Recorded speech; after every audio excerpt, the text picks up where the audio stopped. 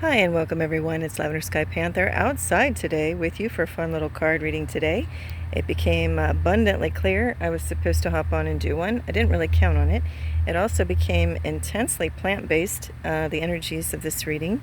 Wanted to do that, and also frequency-based, vibration-based. So I was listening to a podcast earlier that also this all came together to inspire me to do this reading. The podcast I'll put in the description box below. I'll put the link there. Is crow777radio.com. I'll put the link to the YouTube, and then you further get to that site to listen. For the first hour of it's free. It's episode 587. Talks about vibrations creating the material world, something like that. So there's a lot of interesting things in that podcast, and I found it very inspiring. There were things riddled throughout it that could take you into any number of directions for inspiration, if that's what you're looking for right now. If you don't know what to do with yourself, you're going a little crazy, stir crazy, or something just doesn't feel right, it's a great idea to go to something that inspires you in terms of a podcast or a YouTube show, whatever. Just get your brain engaged in learning something and maybe springboarding into something else. If that's not you and your energies, and you're like, no, I'm chill, I'm fine, well, stick around too. There's bound to be something in this reading coming up for you. Now, already, like I don't know if I mentioned it, there's a few takes on this.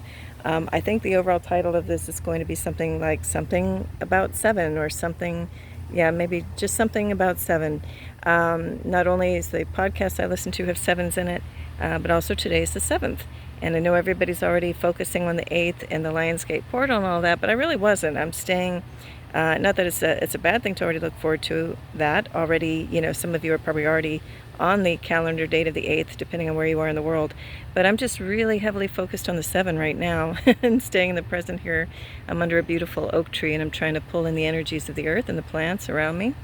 But it's funny because even though I'm doing all of that, as I was setting up the table here, who do I see on a fence but a cat? And I never do. So that's bringing in the Leo energy already. I guess we're on the cusp of the 8th. So anyway, our little Leo presence showed up with a cat. That's not mine. Very cute nonetheless. I did take a picture, a still picture, and I may post that in the community page tomorrow.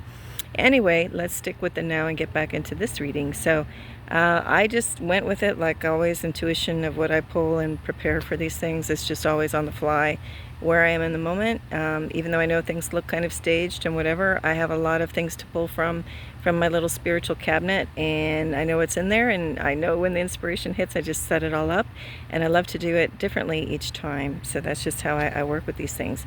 So anyway, let me just talk about what I was led to pull out for this setting and what we're going to be getting into. So just right from the start, I just want to talk about the books, not only the plants here. It's guided to pull this little table setting. It's kind of on its way out. It's wilting a bit, but nonetheless beautiful, with eucalyptus leaves represented in there. Also fern, if that means anything to anybody.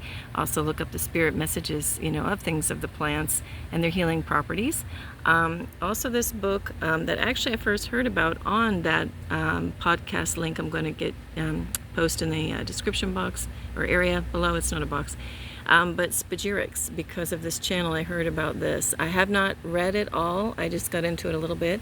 But it's the alchemical preparation of medicinal essences, tinctures, and elixirs by Manfred and Junius. And that was actually a recommendation on that Crow channel.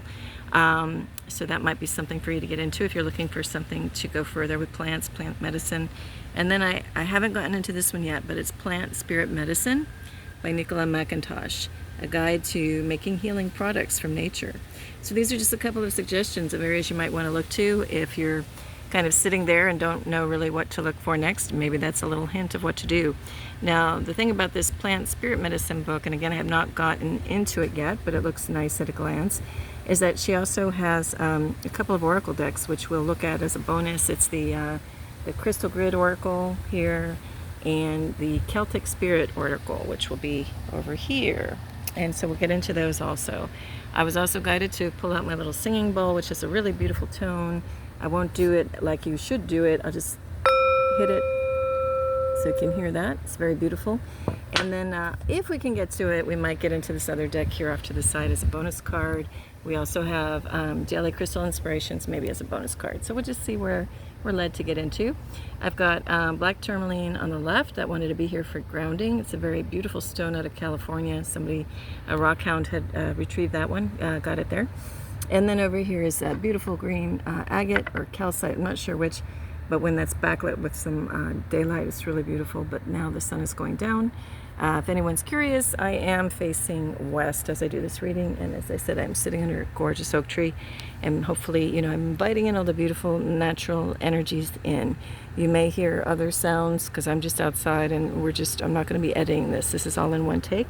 So let's see where it takes us. Now, as I was setting things up, actually even before I came out to do this, I already had a flash and a vision of this little backdrop I put in. It's just a little simple tapestry. And I had a little, you know, just a quick little vision of doing this a little bit differently with the cards. So I'm going to be working with these 4 groups or decks for now. We'll get into other ones later. And something just in my mind showed me, it's probably because of the inspiration of the podcast. Again, if you go have a listen there was something about, you'll get to a section where it talks about angles of sorrow and things that are 90 degrees compared to when they're arced more naturally. So I think that's what inspired me. So we are going to arc these decks. And this time I'm going to try to just kind of make it quick. I know I did a long thing on the intro, and actually this isn't quite an arc, but I'll try to do better here. But something just showed me fanning these out a little more arced style. Messy and sloppy is fine there, that's better. You know, kind of like in the spirit of a rainbow even, and that's also number 7 with the colors we always talk about in our visible spectrum, at least our current visible spectrum. I think as we get into evolving with a collective consciousness and energies are changing and ascending, I am pretty confident we're going to start to see deeper, start to see more wavelengths and frequencies. And again, go listen to that podcast link. I think you'll really enjoy it especially if you're into vibrations. And it's not only the vibrations of color, you know, the frequencies of color, but also even of temperature, of light, of so many things. Even, you know, how color affects, you know, when it's in your clothing and when you wear it. There's some very fascinating directions that the podcast goes in. But anyway, let's get into this quick little reading. Don't want to belabor it too much anymore. But we'll start off, and I'll put the names of the different oracle decks in the description area also. So here, let's just start off with this one. I like to kind of pan around and show you. I am just randomly picking. I have no idea what these are. So what I'm going to do is I'm going to go ahead and just pick one card from each of these decks. Look, I'll even back up a bit here. And I always like to do this to see which one would you pick. And I think I'm drawn over here. This one is a little loose. Okay. Actually, I'm going to put them up here all together. Okay. And then we have this Celtic Spirit deck, and I think I'm drawn to this one. Okay, and then we'll go to this one. I think I like this one. No, you know what? I'm going to come over here. Pull that one. Oh my gosh, I tend to get that a lot for some reason. And then you know what? Normally I don't, but let me fan one more out. I usually don't work with this one. I thought I would love this deck, but for me anyway, it's a little tricky to work with. But we'll see if I can read it, and if not, I'll just leave it at face value. How about that? All right, so let's see what our cards are, and give me a moment to take these in with you. So we have on the left Bluebird. Oh, and by the way, this is not a selected group. This is just one overall reading for, you know, general for the collective. But, you know, see what applies to you. You can take it or toss it if it doesn't. All right, so on the left we have Bluebird Spirit, Happiness, and it's a number 7. Look at that. I couldn't have planned it better if I tried. Number 7, and we've got like a, what is that? Looks like a deer or something. I can't quite tell. Down there in the corner, and this beautiful bird. Then we have Leaves, and we've got a dragonfly. Got a crystal in the center. We've got some beautiful things going on in there. And this one says Renewal, Revival, Progress. Okay. And then in the Celtic Spirit deck, we'll take a look, and we have the Gift, also a number 7. I am floored at this. Well, like I said, I think this is going to be titled something about the 7, and I just can't even believe this. I don't like to say blowing my mind. It's expanding my mind right now that a couple of 7s came up already. Communication, Gift, Crystals. And then we'll look over here. Oops. And this is a beautiful one from the Earth Alchemy Oracle. And it's Presley Bluestone, Pilgrimage. Sacred sites, grid work, dragon energy. And then, let's see what we have over here. Well, we have if I get that right, we got a 27, so another 7 appears. Something to this. And a 27 can be further reduced down to a 9. A 9 is a completion number. All right, and I will put in the description area below also a great blog site to look at the positive aspects of the numbers. And this one we have the fox and ivy adaptability. All right, I'm going to kind of just zoom back and show the overall setting here while I kind of look just with my physical eyes and not through the viewfinder at the different decks to just try to see if there's a cohesive message here. And if for whatever reason, if I'm on a different wavelength and I'm not picking something up, we may just look at each one at face value. Kind of for the first time, I think I've done that. But let's see. We've got happiness, leaves, renewal, revival, progress, the gift, communication, gift and crystals, pilgrimage, sacred sites, grid work, dragon energy, and the fox and ivy adaptability. All right, let me just see where this wants to take us. Give me one moment.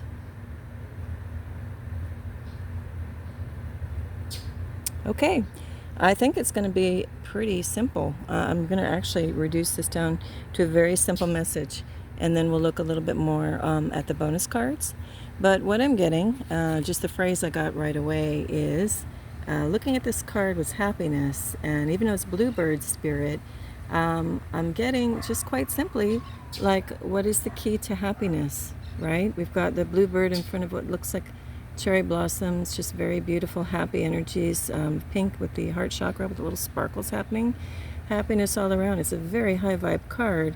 And also beautiful messages further with the other colors of blue and orange. And again, one of the big things about this was for me to send you over to that podcast if you choose to listen, if you want to, if you're feeling it, just because there is discussion about the frequency and vibration of colors. So, again, this to me is kind of echoing that's why I was kind of drawn with the number 7s and to pull you to maybe, go look at that podcast, listen to it. So in this, I'm getting kind of like there's a lot of things. The key to happiness could just be simply being, like that bird is just being.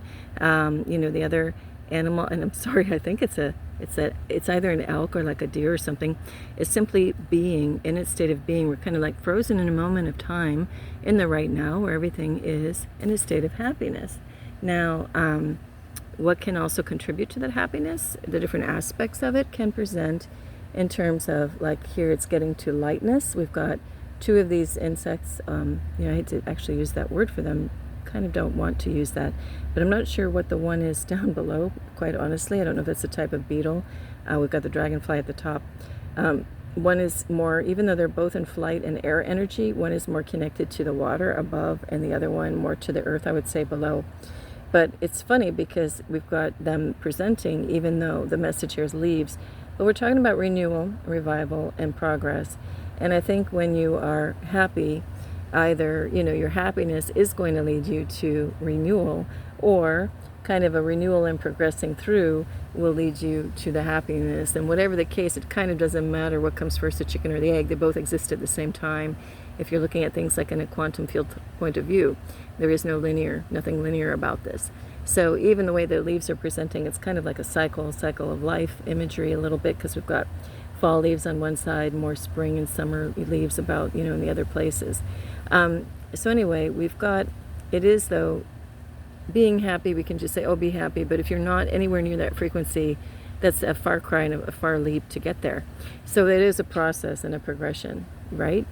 Then we're going to move over to the gift, communication, gift, and crystals. And a part of being happy does involve gifts and communication. And again, crystals to me in this card represent a vibration, because even when we look at the frequencies of crystals, they each carry a specific vibration, color, frequency, and even a number attributed to them. And also I've seen where they are connected with as we all know, right, birthstones. That's exactly that, connecting crystals to the zodiac. And so in astrology.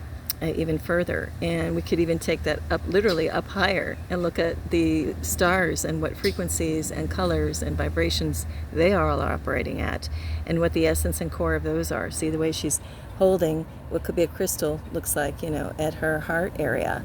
And so what's at the heart of those stars? I was just watching, if any of you are Star Wars fans, I just had it on last night. I was called to rewatch it, Rogue One, a Star Wars story. And in that, there's a quote by one of the guardians of the Kyber Crystal Temple on Jeddah, if you're familiar with it, the story or the movie. And he says to another girl, it's a blind, physically blind temple guard. And he says to one of the main characters in the story, she happens to be wearing a Kyber crystal, which looks a lot like a clear quartz. And that's what if you know further anything about Star Wars, there's lightsabers and the Jedi wield them. And those are at the heart of what makes the Jedi lightsaber and powers it. But also, he just says to her, the strongest heart, the strongest, what does he say? Something like the strongest hearts are made of kyber, like a kyber crystal. And I think he also related it to the stars. Maybe he said the strongest stars are made of kyber. Something connecting that the heart of it is this crystal, right? And actually, I should have brought out my clear crystal. That reminds me of that. But anyway, maybe there's a message in here for you too. I think the gift is our heart space in and of itself. And if you can drop out of your mind, the thinking mind that can kind of loop and take you into some other places, and stir things up and kind of take away your focus, if you can drop down and keep your focus in your heart space, that also is the key to happiness. That is the gift. That is the power generator that just exudes love and can only be love. And so you might want to get out of, a little message here is to get out of the mind and drop down into the heart for that true happiness. Because, the mind can keep you in a happy state, maybe, if you're thinking of something happy, or whatever, or trying to think of things that make you feel good. But that's more of like a temporary solution. You drop down into, your breath and really feel how that connects into the heart, into every cell of the body. And that's kind of a more permanent grounding and a more reliable source for that love to come flowing out. Okay, so that's why kind of even though it's a circle and you think the power, is within the center of that circle, it's still kind of off and a little off kilter, off balance. Whereas, she's holding the crystal in here, and this is again just kind of metaphorically applying to you or me. If we hold a crystal, just say, like she's doing quite literally though, not figuratively, hold that crystal or hold an animal, a beautiful little, your pet, say if you have a pet like a cat or a little dog, you hold that animal to your heart and you go heart to heart with that animal. There's such a beautiful connection. And this is going to sound like a silly example, but now try holding that animal up towards your brain. You're not going to feel the same connection unless you shift it to forehead, like a lot of cultures do. You, instead of a handshake, you touch forehead to forehead, right? But even though that's a very sacred connection, it's still not quite the same as pulling something in. We have a natural tendency just to pull something in and hold it to our chest. Even if this is another silly, fun example, if you're doing laundry and you take it out of an electric dryer, and you have something that just smells really good, like a big, soft, cozy blanket, and it's nice and warm, and say it's cold out, you're instantly drawn to pulling that blanket right to your chest and feeling that warmth in the heart space. Typically, you're not, led to put it up towards your head. Just as a glaring example of how important it is to just try to really feel things out from the heart space versus the mind space, right? So anyway, that's just a few examples thrown in there too, to remind us of how to get into that feeling of happiness. Maybe you do literally just need to go throw a blanket in a dryer and then, hold it and feel that warmth and know that you are loved through that sensation, that feeling, right? All right, now we're going to move on to this card, and Presley Bluestone Pilgrimage, Sacred Sites, Grid Work, Dragon Energy. Well, maybe doing some of these things might lead you into the state of happiness. Again, I think the overall thing is kind of like key to happiness is what I just keep getting for this. And so I want to try to stay focused on that theme, because we could go in any number of directions on these cards. They're so beautiful and have so many beautiful energies and symbolisms in there. So here we've got like a little dragon perched on this stone over here, and she's coming up, and that's a whole other thing about the frequency of stones. There's a lot of lore where you go up to an old sacred stone and touch it, and then you've instantly gone through a portal because of the vibrations and the energies and whatever else. It's maybe send you off into another inspired direction to go look into further. But anyway, as far as happiness, this in terms of like, say there's a sacred site that you already know. Maybe this is the time to just close your eyes and try to like daydream that you are physically present, and it's funny, the word present itself, right, is present, maybe present from the divine realms, or present and gift. Isn't that funny? Another thing that we just had, as far as gift to bring us into happiness, then in this case a self-gift to connect in with your heart space. Here we have a gift of maybe you can just daydream. Maybe you physically can't get to a sacred site where you would love to go, or maybe you live right around the corner from one. The point is to visit it, either in your dream state, in your daydream state, or in, physically go there if you can, and just connect in with the energies of that earth. And maybe if you are so guided or compelled, do some grid work. I don't think I really consciously know how to do that. I think that's probably on the horizon for me to maybe get into some of that. Maybe not. But then we look at dragon energy, and that might be an invitation for you to look into crystal grid work and what that can do on a small scale, like in your own living quarters or where you live, your property, or whatever, whether you're renting or just happen to be there, wherever you are right now, and you go put your head at night. Maybe that's a little practice of where you can do grid work within your own space. And you could also take it out to a bigger level, like the dragon energy. I know there's a few authors, I can't remember their names right now, but I know Diana Cooper, she has an oracle deck. I have one of those that goes into detail about dragons and specific ones and their energies. And there's another woman, I can't think of her name right now. She goes into some detail too about dragons and dragon energies and how to work with grids. But anyway, that dragon energy, it's said that some of those dragons, they actually do a lot of work with the ley lines and balancing things out and bringing good energies to them. So that might be just something that even the thought of this and the concept, especially if you haven't heard it before, makes you kind of happy, or send you into a direction of just imagining yourself at a sacred site and being happy there, as a key to happiness. And then let's move on to this card was again 27 or 9, and we have this fox who looks actually very contented with some kind of fall leaves and ivy. Adaptability. So this one's going to be maybe a little bit obvious to some, but I'll go ahead and say it. The more fixed and rigid we are in our beliefs or our point of views, the less adaptable we are. And adaptability is a very great thing to have, not just like out in the wild as this fox presumably is. You've got to be, like they say, clever like a fox, and have you may have certain strategies, but you may have to rework those on the fly depending on what you're presented with out there. Always something unexpected out in nature, obviously. Even some of the best made plans may surprise us. Like this fox may have a strategy to get its prey or whatever it's going to eat, but something could totally unexpected happen with the weather, with the local conditions, to make that fox just change its plan, right? So adaptability can come in handy.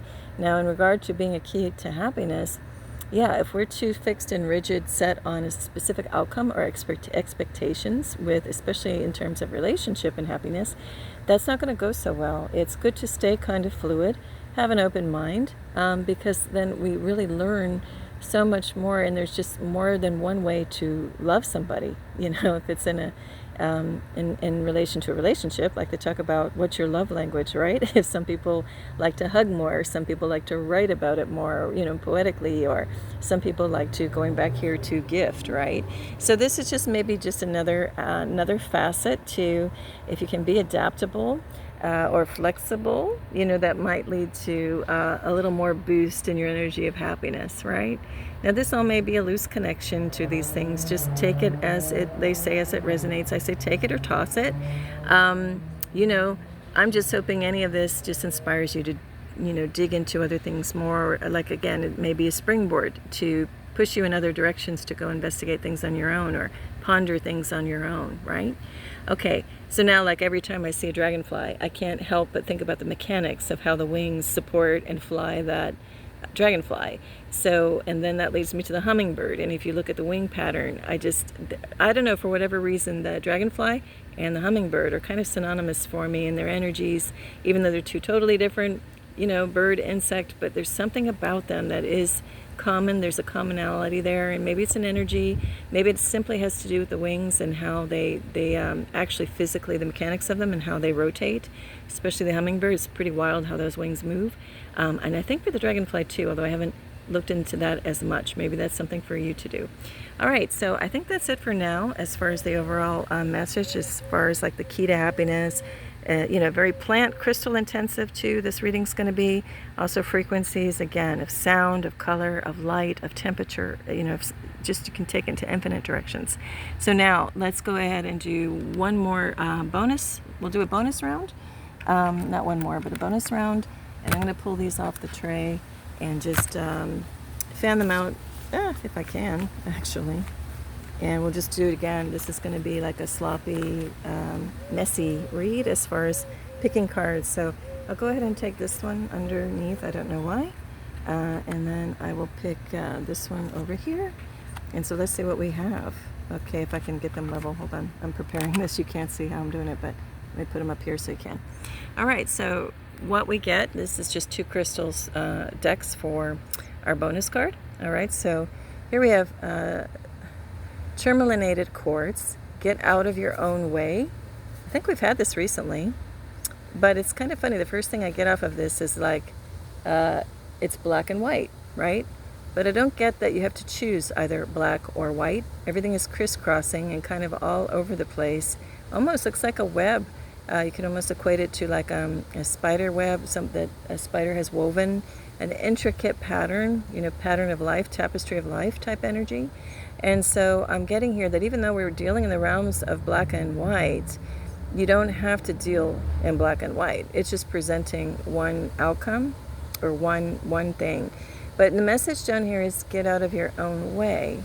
And the thing here too, it looks like if you did the weaving of this, because again, it's really got this like kind of spider web, but in a beautiful way, like a master weaver energy.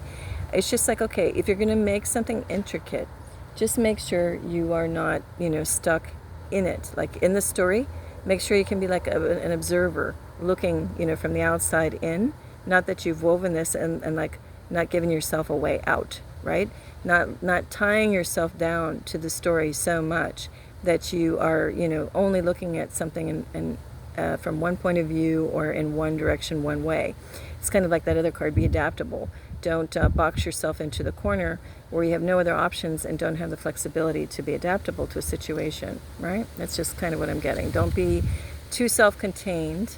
Make sure you have room for, surprises, adaptability, and flexibility, okay? And get out of your own way, because that will lead you to the path to happiness if you can not block that happiness from flowing to you. All right, now let's see what this is. It's a beautiful crystal grid pattern, and we have ancestors number 8, which is funny because this reading is predominantly, well, I guess we have 7, 8, and 9 in this whole overall reading. 8 for tomorrow for Lionsgate, 8, 8. But here we have ancestors, Presley Bluestone, and actually I moved the card so we don't see it now, but Presley Bluestone is echoing from that other Earth Alchemy Oracle deck. And I have done other readings where you can see the actual stone. I didn't bring it out because I didn't know we were going to be pulling Presley Bluestone. And I just commented actually on another YouTube channel in the comment section to somebody about Presley Bluestone that comes from Wales area. So it's funny this is coming up now so prominent.